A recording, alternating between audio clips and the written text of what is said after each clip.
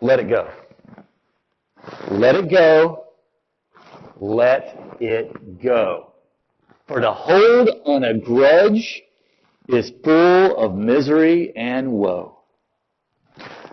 There once was a man whose name was Bob. And Bob was holding a grudge toward his neighbor, Frank. And he decided that enough was enough, and he was going to put bygones, or let bygones be bygones, and he was going to write a letter to his neighbor. And here is what the letter said. Dear Frank, it has been a tumultuous 7 years being neighbors together. When I loaned you my tiller, you brought it back to me in pieces. When I was sick, you blasted rap music. And then you let your dog use the bathroom on my yard and you laughed. But I'm not one to hold grudges.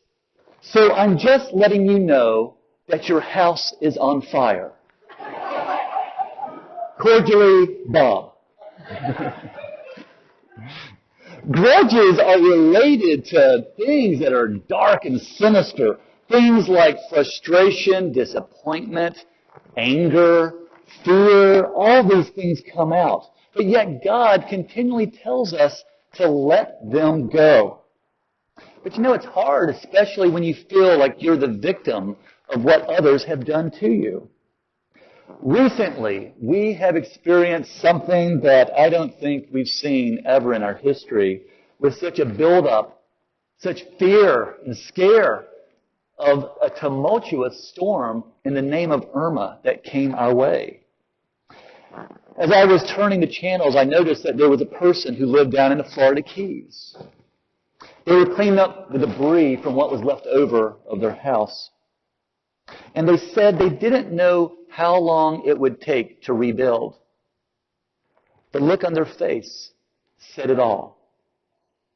This memory of loss will most likely be with them for the rest of their life. And very much like ourselves and what we experienced, there's going to be that sense of fear and what could have happened or what did happen. How long will you live with this, and will you let it go? What if you hold something like a grudge forever? What if help doesn't come to help you in your time of need? Will this person who is picking up the debris in the aftermath of the storm, will they believe that they've been treated harshly? What interpretation will they have of the storm and this calamity? How will they be able to move on? There was something else that happened a long, long time ago, a very powerful system that moved across the climate of Moses' day. And we heard the reading this morning from Exodus. You remember, and you can see this story of how he stretched out his hands upon the Red Sea, and it parted. A tremendous and powerful storm actually came between the army of Israel and the army of Egypt. The storm would save one, and it would destroy another. One would remain, and one would be swept away. How will the people of Israel be able to let it go? People that were in bondage and treated unfairly and unjustly for 400 years. Slaves. How will they move on? And yet, we find that there was another powerful storm, a system that moved across the day that affected the climate in Jesus' time, when he stretched out his arm and his hand in healing and teaching in that area of the Sea of Galilee. And yet, such fear it provoked. It provoked those who held on tightly to the houses of tradition. Rabbis, seasoned, veteran rabbis who had predicted the signs, they looked at Jesus as a real threat. And all that they were hoping is that he would move through quickly, create as less damage as possible, and that he would just die out. You can see them. They're taking every precaution they can. They're protecting themselves and they're guarding their belongings. Remember, they made accusations against his disciples. They said, "How can you eat with people who are unclean?" As we hear in the Gospel of St. Luke. And in St. Mark, further rebuke towards him and his disciples when they say, "Who are you to have the power to forgive others?" They could not predict his path or the course that he would take. Now, Jesus, as we know, took deliberate time to teach and preach with his disciples, to prepare them for what was coming, a storm that has never been seen in history. He did this with Peter, and later he will do this with Paul. Peter came to him, and we heard what he asked. He said, "Regarding your teachings, if another member of the church sins against me, how often should I forgive? As many as 7 times?" Think about why Peter would ask such a question. In the day, it was the tradition that a rabbi would declare you were required to forgive someone 3 times, but no more. But those that maybe lean a little bit more to the left and more liberal, they might go even further. So Peter says, how many times? 7? And that may have been heard by some, and that would have been shocking. But think of the reaction that Peter and the rest of the disciples had when Jesus dropped the bombshell, the biggest impact ever. He said, "No, you're supposed to forgive 7 times 70. Now that is going way too extreme. This whole thing about cultural liberation, it blew up the spaghetti curve, if you will, of where they thought the storm was going. My goodness, how we try to predict the signs. Further along, if one is to forgive, what are we supposed to do? Are you going to tell us what the liberal and orthodox rabbis may suggest with these 7 times? Think about it. 7 times 70. Jesus didn't pull this out of a hat. He actually went back and, by his own words, shows his mastery of history and tradition and reason. I had to go find this. I was very intrigued.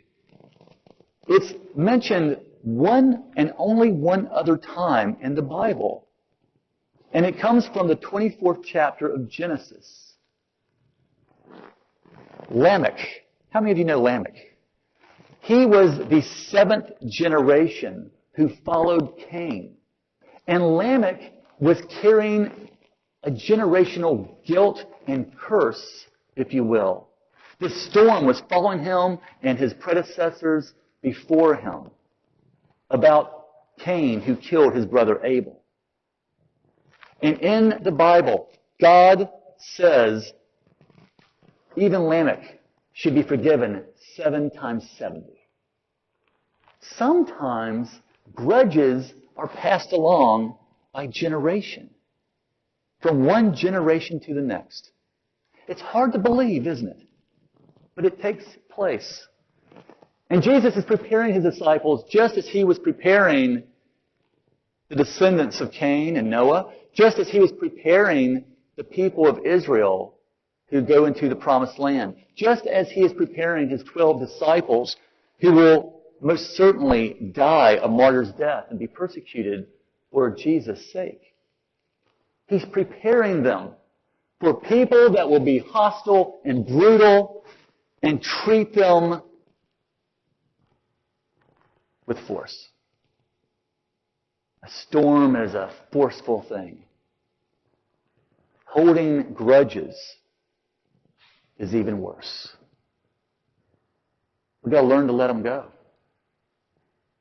How do we do that? Jesus is working proactively, and he works with Paul. And in the reading from Romans, Paul is speaking about those who are strong and those who are weak. The strong are the ones that are majority of Christians in those days in the Mediterranean area. And they are reaching out to those who are unclean. They're having dinner with the Gentiles. They're inviting people that are considered unclean to be with them. And those who are weak are those who are holding on rigidly to those of traditional values. Which one's right? Which one's wrong? Jesus is saying we are to move through this with this understanding of what forgiveness actually means. You hear all the time, you need to learn to forgive and you need to forget. But if you don't forget, then are you really forgiving? No. Jesus is speaking to us today, and He's saying it's far worse for you to hold a grudge and not have mercy towards those who treat you wrongly. The conversion of a person's heart often takes place after you're gone, after you've left, after you've moved on. Then all of a sudden that you were the hero, you were the person that everybody looks up to. You have to start with yourself, and you have to let go. You cannot carry such grudges. And you certainly don't want to pass them along from one generation to the next. Jesus is continuing His trek. His path continues. What are we doing? Are we buoying ourselves up? Are we protecting ourselves? Are we having faith? God's going to look after us. Holding a little bit to that tradition, holding on to this understanding of moving forward. It's a hard road. You don't know what to do. Irma. There were some who left and some who stayed. Either way, it was scary. Either way, you were living by faith and you were hoping that you would see another day. There was a funny thing on the internet I saw. It was on Facebook, actually, and somebody posted a picture, and it said, Amber Alert, Florida has gone missing. And it was literally a storm, and you could only see Alabama and Georgia and North Carolina and South Carolina. Well, rest assured, God knows where you are. And when that storm is moving mighty powerfully upon you, on your life, know that He is right there in the midst of you. He will not forsake. And we are standing here today in a church that we expected water to be this high and for the roof to be gone. And God spared us. He was merciful. There are some today that aren't as fortunate. Some of our dearly beloved down in Sarasota, or Naples and Fort Myers and Marco Island, we keep them in our prayers. We've all gone through this storm together. Continue to remember the words that Jesus said. You are to forgive 7 times 70. And remember this, that justice belongs to God. Justice is in His hands. But forgiveness, that's in your hands. Continue to forgive. Don't hold grudges, and let them go. In the name of the Father, the Son, and the Holy Spirit.